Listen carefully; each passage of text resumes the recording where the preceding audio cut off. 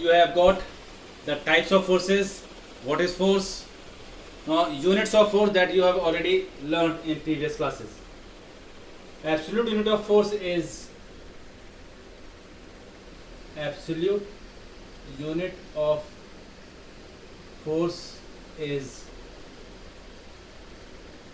Newton, or you can say simply Newton. You all know that 1 Newton is equals to 1 kilogram per meter per second square. As you all know the formula for force, that is F is equals to ma. So force will be 1 Newton only when mass is 1 kilogram and acceleration is 1 meter per second square. So 1 Newton can be defined as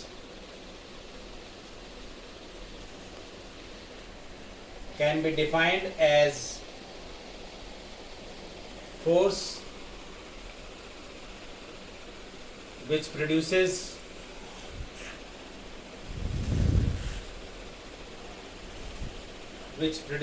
an acceleration of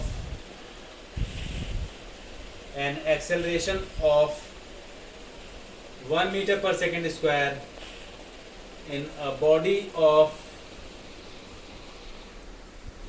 mass 1 kilogram. This is 1 Newton and it has the same definition.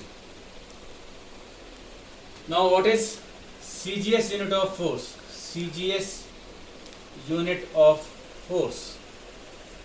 CGS unit of force is dyne. Dyne is gram centimeter per second square. Gram per centimeter per second square.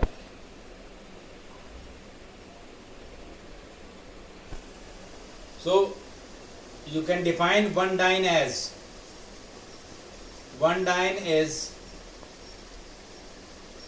force which produces an acceleration of 1 centimeter per second square in a body of mass 1 gram. You all know how Newton and dyne are related, as 1 Newton is equals to 1 kilogram per meter per second square. So this can be converted into 1000 gram into 10 to the power 2 centimeters second square.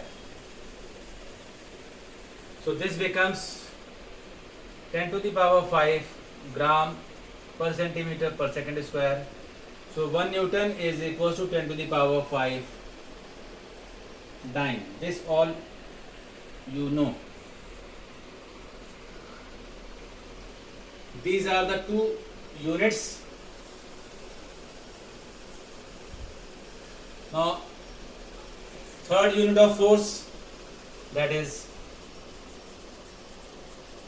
gravitational unit of force. Gravitational unit of force is the force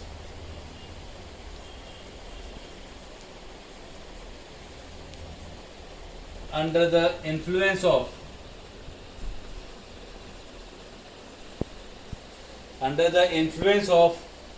gravity. It is 1 kilogram force or 1 gram force. 1 kilogram force is gravitational force acting on a body of mass 1 kg. 1 gram force is the gravitational force acting on a body of mass 1 kg. Suppose weight is given as 50 kilogram force. Here mass of the body is 50 kg. So 1 kilogram force is having mass 1 kg. 1 gram force is having mass 1 gram. Now you can see 1 kilogram force is equals to 9.8 Newton and 1 gram force is equals to 980 dyne. This is the relation of gravitational force with SI and CGS units. Now next is the concept of inertia. Now, what do you mean by inertia? Inertia is nothing but inherent property. It is the inherent property of a body by virtue of which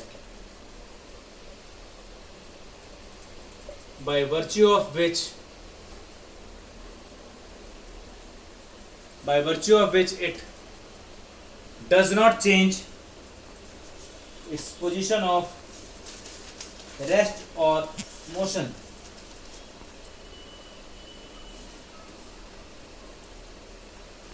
That is, by virtue of which it does not change its state of rest or state of motion. This is the concept of inertia. Inertia is of two types. Inertia is of two types. First one is inertia of rest. That is, you all know what is inertia of rest.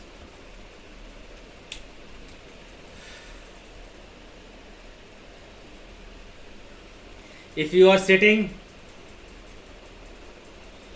on a train, compartment of the train, suddenly the train starts, your lower part is in contact with the base of the train, will immediately comes into motion, but because of inertia of rest, your upper part will remain at rest and therefore you feel to fall towards back. This is inertia of rest. Similarly, if you shake the branch of a guava tree where the fruits are there, you will find that guava will fall down because of inertia of rest. Similarly, when you jerk a wet cloth, you will find that droplets of water will fall on the ground. That is also because of inertia of rest. So inertia of rest says that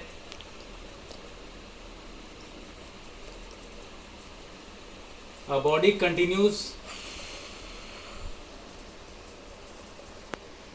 to remain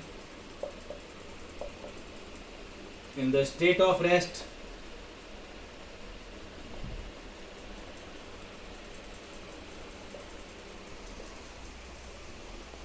even if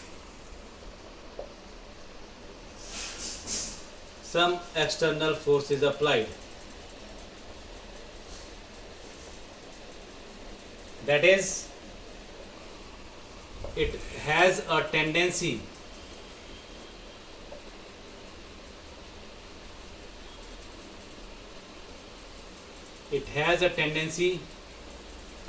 to remain at rest until and unless some large force is required. This is inertia of rest. You all know various examples of inertia of rest. I am writing some examples. Jerking of wet clothes,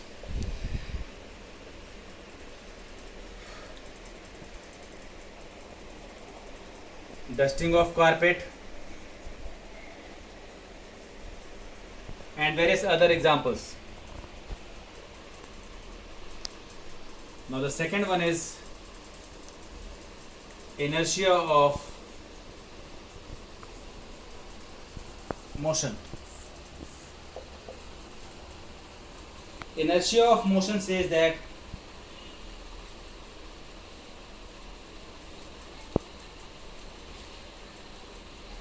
it is the tendency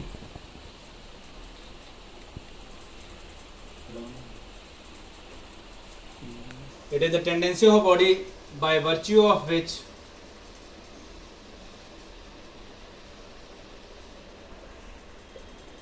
it remains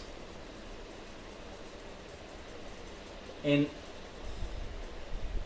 a state of motion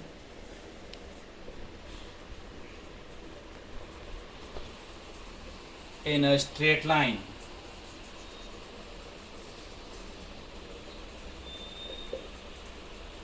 This is also a case when you all know what is pillion rider. Pillion rider is a person who is sitting on the back of a vehicle. So pillion rider, an example I am giving you, you have read it already. Pillion rider tends to fall forward when brakes are applied suddenly. This is an example of inertia of motion. So there are various examples you have read in class 9th. So this is the concept of inertia. Inertia basically means inherent property of body by virtue of which it does not change its state of rest or state of motion. Now I am giving you two questions for the Google form physics attendance. Question number 1, you have to give a relation between gravitational unit of force with SI unit. This is first question, you have to write only answer.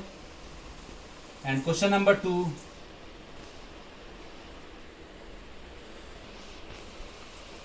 write the relation, write the law which